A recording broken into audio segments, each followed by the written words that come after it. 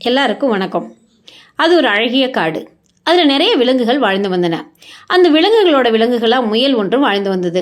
ஆனால் அந்த முயல் ஒரு நாள் கூட சந்தோஷமாகவே இல்லை. ஒவ்வொரு நாளும் தன்னை விட பெரிய விலங்குகளை பார்த்து பயந்துக்கிட்டே இருந்துச்சு. ஒரு நாள் ஒரு முடிவு பண்ணுச்சு, இது ஒரு வாழ்க்கையா, தினம் எதையாவது பார்த்து நம்ம பயந்துக்கிட்டே இருக்கமே, இந்த வாழ்க்கையே வேணாம், நம்ம எங்கேயாவது விழுந்து செத்து போகணும் அப்படின்னு சொல்லி முடிவு பண்ணி அது காட்டில் அதற்கான சந்தர்ப்பத்தை தேடி நடந்து போய்கிட்டே இருந்துச்சு. ஒரு பெரிய குளம் ஒன்று கண்ணில் தென்பட்டுச்சு. அந்த குளத்தில் விழுந்து செத்து போகணும்னு முடிவு பண்ணி வேகமாக ஓடி போச்சு அந்த குளத்தில் விழுவதற்கு.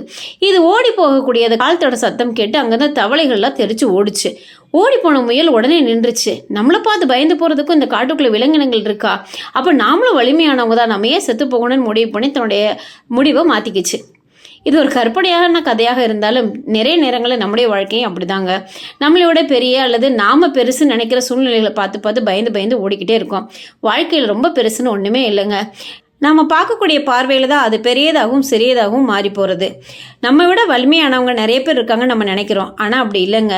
யாரெல்லாம் வாழ்க்கையில் வரக்கூடிய பிரச்சனைகளை எதிர்கொள்வதற்கு தைரியமும் மனநிலையும் வச்சுருக்காங்களோ அவங்க தாங்க வாழ்க்கையில் வலிமையானவங்க.